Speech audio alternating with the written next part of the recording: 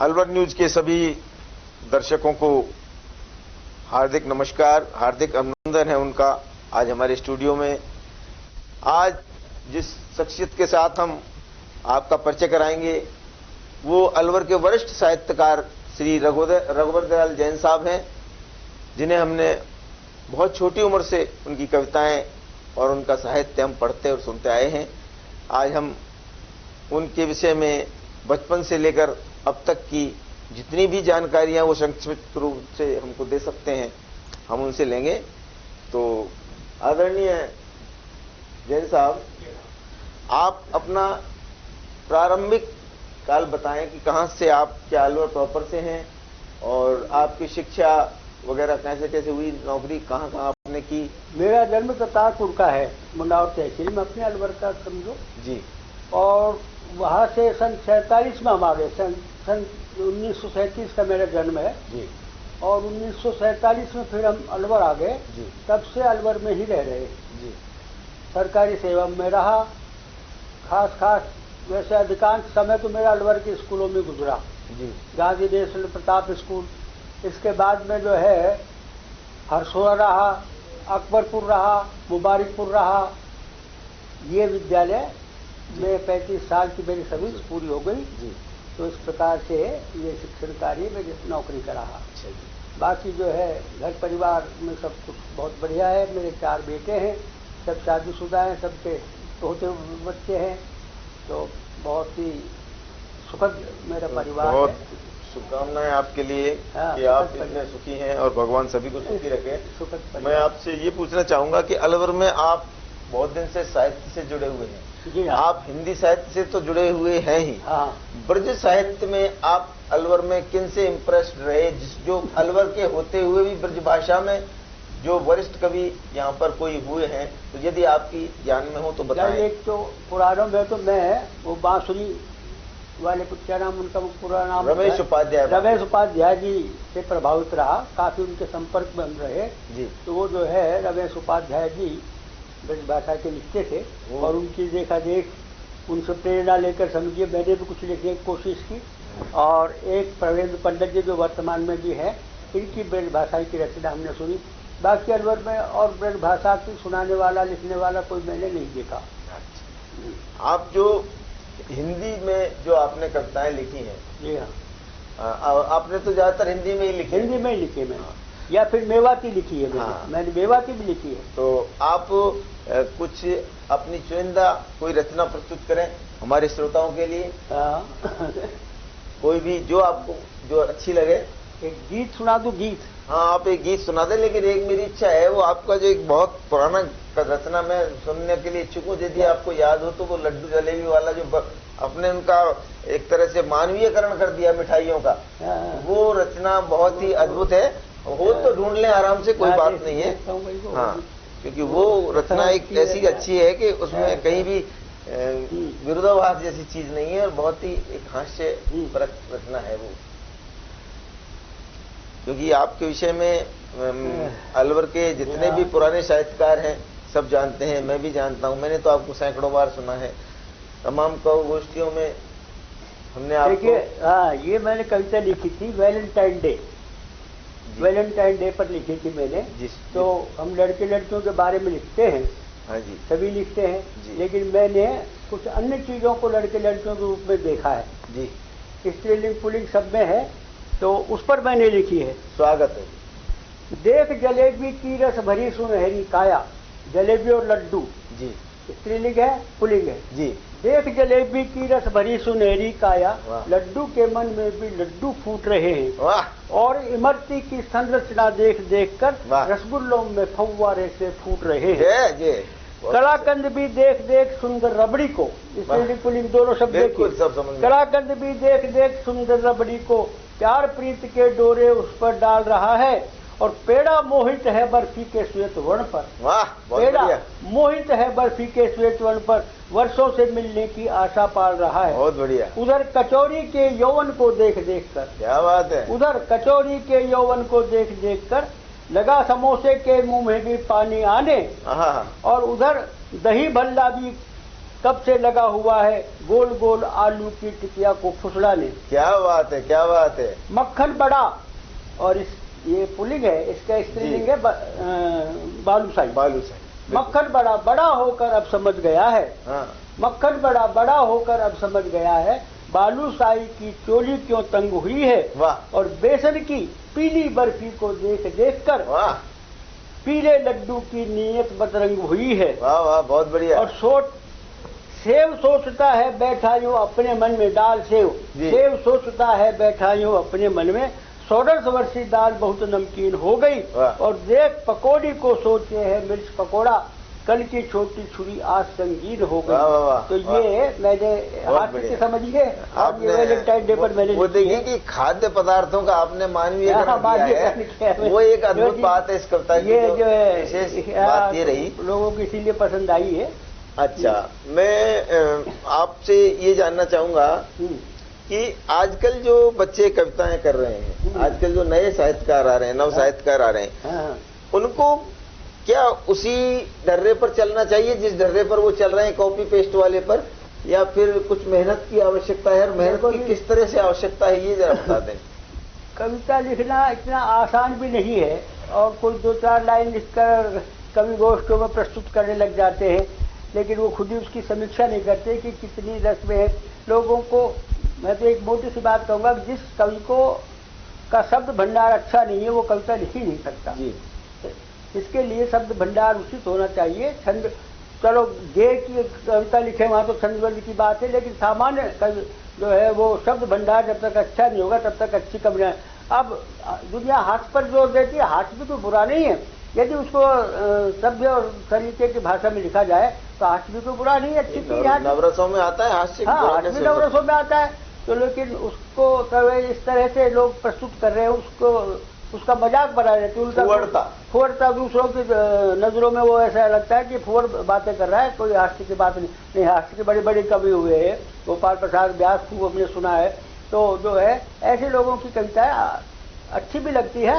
बांसुरी जी हास्य कितनी अच्छी गीत खूब सुने बांसुरी से खूब सुने हमने हास्य की गीत, बहुत अच्छे। बिक्की वाला तो उनका इतना हुआ था, बिक्की कर रही उनको हास्य में ब्रजभाषा में वो शानदार लिखते थे। हाँ, बहुत तो अच्छा। मैं कह रहा हूँ कि हास्य के लिए कोई चुटकुले सुनाना जरूरी नहीं है, गीत के द्वारा हास्य प्रकट करें। आजकल तो लोग केवल चुटकुले सुना कर ज्यादा टाइम तो पूरा कर देते मंच पर, एक रचना से ही प्रसिद्ध होते हैं, बस हम मंच पर बोल जाते हैं, 10-20-5 जो है चुटकुले सुनाकर टाइम पूरा कर लेते हैं। जी बिल्कुल। और उनको काफी पैसा मिलता है साहब, उनकी डिमांड है असली बात। आपका ये निर्देश है या ये सजेशन है युवा पीढ़ी के लिए कि मौलिक रहे और हास्य लिखें, तो कविता में लिखें, अपना बुक लिखे जी। हाँ, ये हास्य कविता में होना चाहिए। आज कविता में हो तो वो ज्यादा अच्छा लगता है। जी बिल्कुल। चुटकुले तो कोई भी किसी का कोई रजिस्टर नहीं होता है, कोई भी सुना सकता है, लेकिन रचना अगर पूरी होगी तो कोई टोकेगा कि तो फलां की रचना है,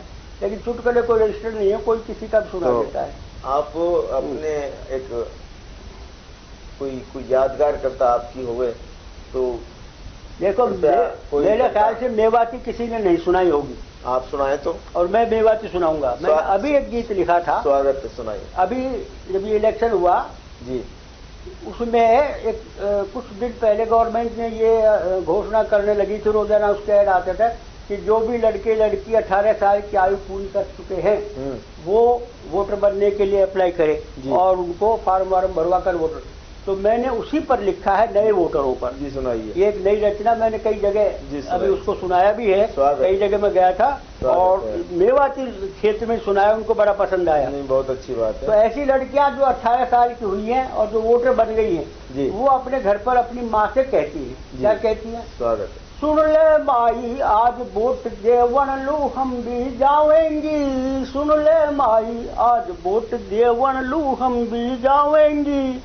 जुम्मे रजिया सीता गीता उस्मानी और छोटी, जुम्मे रजिया सीता गीता उस्मानी और छोटी, सभी सहेली संग जाएंगी ले ले अपनी रोटी, पीपल नीचे बैठ छाँव में सब मिल रोटी खावेंगी, सुन ले माई आज वोट देवन लू हम भी जावेंगी, सभी सहेली नई नई हम वोटर आज बनी है और वोट देने को हक मिलने सु मन में खुशी घनी है।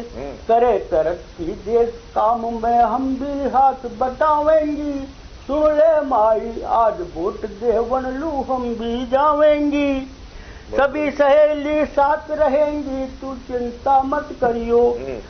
बुरो जमानो सोच सोच के तू मन में मत डरियो।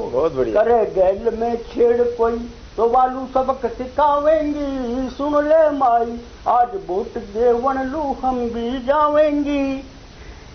एक कोस पोलिंग स्टेशन तक पैदल जानो है। नहीं किसी उम्मीदवार को बुग्गो अपनानो है।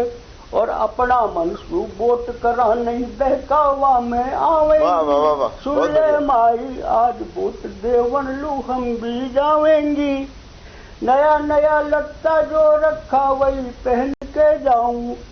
20 रुपया दे मोलू बर्फ कुरकरा खाऊं। सभी सहेली अपना घर सु अपना रुपया लावेंगी। सुन ले माई आज वोट देवन लू हम भी जावेंगी। लोकतंत्र क्या है टीचर जी ने हम लू बतलायो। और वोट देने को भी हम सबको अपनो फर्ज बतायो। शिक्षा हम लू मिली देश को नाम न कभी लजावेंगे। बहुत बढ़िया बहुत बढ़िया बहुत अच्छी। आज वोट देवन लू हम भी जावेंगी। बहुत बढ़िया। अब वो माँ को भी समझाती है। स्वागत है। वोट देन लू तू भी जइयो काका के संग माई। बहुत बढ़िया। और साथ में ले जइयो तू सारी काकी ताई। बहुत बढ़िया। मर्दा से भी घणो औरता अपनो जोर दिखावेंगी। बहुत बढ़िया जी बहुत अच्छी। माई आज वोट देवन हम भी जावेंगी। मतदाता पहचान पत्र भी अपनो लेकर जइयो। अफसर नाम गांव पूछे तो जरा नहीं शर्मइयो। वरना वहाँ खड़ी सब औरत तेरी हंसी उड़ावेंगी। बहुत बढ़िया माई आज वोट देवन लू हम भी जावेंगी। और आखिरी बात समझ ले पक्षपात मत करियो। बहुत बढ़िया बहुत बढ़िया। और आखिरी बात समझ ले पक्षपात मत करियो। धर्म जात सु बड़ो देश है अपना मन में धरियो। कई पार्टी खड़ी राह में वो तो लू बहकावेंगी। बहुत बढ़िया बात। माई आज वोट देवन लू हम भी। और अंतिम काम जो करना है वो बताती हूँ। स्वागत है कि वोट देने की वह मशीन पे तो लू बटन दबानो। अगर चूक हो गई समझ ले अपनो वोट गंवानो। वो बटन दोबारा नहीं दबे गो खड़ी खड़ी पछतावेगी। सुन ले माई आज वोट देवन लू हम भी जावेंगी। बहुत बढ़िया बहुत अच्छी। मैंने मेवाती के गीत में कई लिखे हैं। आपने ये बहुत से लिखे हैं। अलवर मेवात की धरती है। अलवर मेवात की धरती। इसको बख्शांचल भी बोलते हैं और मेवाती भूमि बोलते हैं। आपने ये यहाँ का होने का जो आप यहाँ के रहने वाले हो ये आज सिद्ध कर दिया इस गीत से। और इसमें ये केवल कविता नहीं है, इसमें एक प्रेरणा है, प्रेरक है ये। और उनके लिए प्रेरणा है जो अशिक्षित हैं। सही बात है। अशिक्षित जो हैं जिन्हें वोट का डालने का पता नहीं किस तरह वोट डालना है और अपने वोट को सही तरह से कैसे कास्ट करना है, ये सब आपने इसने मेवाती भाषा में आपने बताया। ये बहुत ही गुणी कविता है आपकी। इसके लिए आपको बहुत बहुत साधुवाद।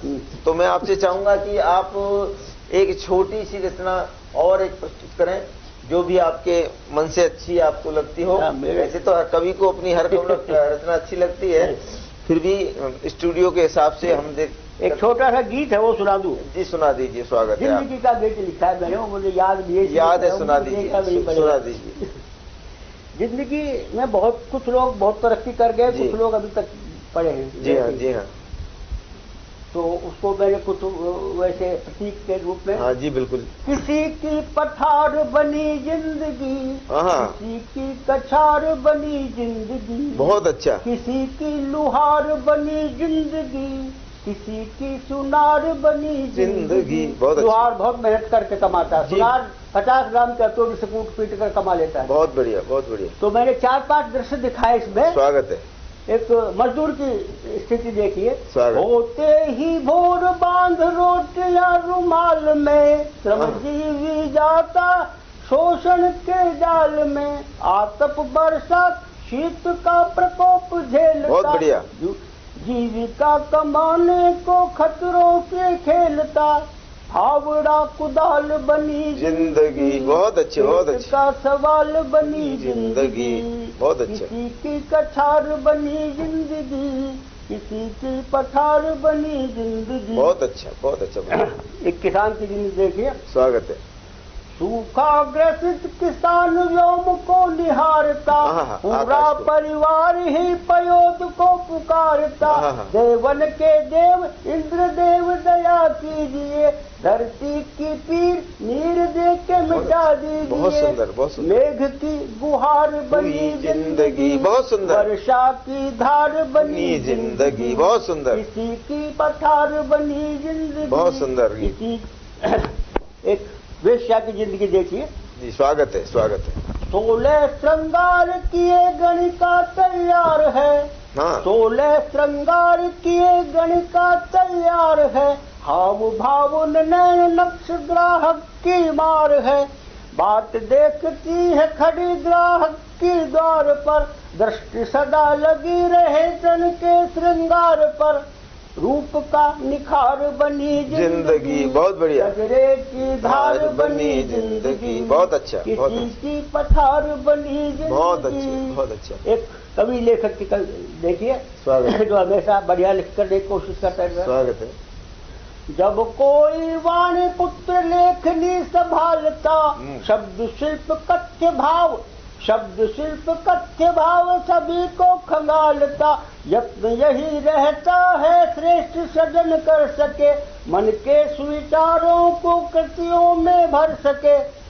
कथ्य का निचोर बनी जिंदगी, बहुत बढ़िया, बहुत बढ़िया। श्रोता का शोर बनी जिंदगी, बहुत अच्छा, बहुत अच्छा। किसी की कथार पठार बनी जिंदगी, किसी की कछार। अंतिम है स्वागत। बेरोजगार की जिंदगी देखिए। स्वागतम। घूमता है रोज रोज काम की तलाश में, काम कोई मिलता नहीं, दाम नहीं पास में। घर में नहीं नून चून, आटा नमक भी नहीं जिस रोटी तो बनाकर खा। जी जी, बिल्कुल। घर में नहीं नून चून, बालकों की चीख है, क्या करे वो राह कोई रही नहीं दीख है। काटना मुहाल बनी जिंदगी, जान को बबाल बनी जिंदगी, किसी की पठार बनी जिंदगी, किसी की कछार बनी जिंदगी। बहुत सुंदर आपने ये जो रचना प्रस्तुत की है, इसमें आपने हर वर्ग के दर्द को प्रस्तुत किया है। और कविता पूर्णतः प्रेरक है। ये गीत है जो देखिए, कविता तो गीत हो, गजल हो, कुछ भी हो, कविता है। और उसके तमाम रूप है, कोई छंद है, कोई सवैया है, कोई गीत है, कोई गीतिका है, कोई गजल है, तमाम तरह की रचनाएं हैं। और आपने इस अवस्था तक बहुत कुछ लिखा, बहुत अच्छा भी लिखा। लोगों ने आपको बहुत सम्मान दिया और आज हम भी आपको बहुत बहुत सम्मान देते हैं कि आप हमारे स्टूडियो में आए। और किसी अन्य अवसर पर पुनः आपको हम आमंत्रित करेंगे अपने स्टूडियो में। बिल्कुल। और सारे दर्शकों को मैं यही कहूंगा कि इतने बड़े पुराने वरिष्ठ साहित्यकार की रचनाओं को सुने और मनन करें, ताकि हम आगे से और भी इनके साथी, इनके समतुल्य साहित्यकारों को स्टूडियो में लाएं और अपनी बात आप तक पहुंचाएं, कविता आप तक पहुंचाएं, साहित्य आप तक पहुंचाएं। हर रविवार को हमारे इस कार्यक्रम का प्रसारण होता है अपने चैनल से। सभी सुनना न भूलें। समय हम YouTube चैनल पर, Facebook पर डाल देते हैं, जिस समय भी प्रसारित होगा। तो तब तक के लिए बहुत बहुत धन्यवाद। आदरणीय जैन साहब को धन्यवाद और आप सबको प्रणाम। नमस्कार।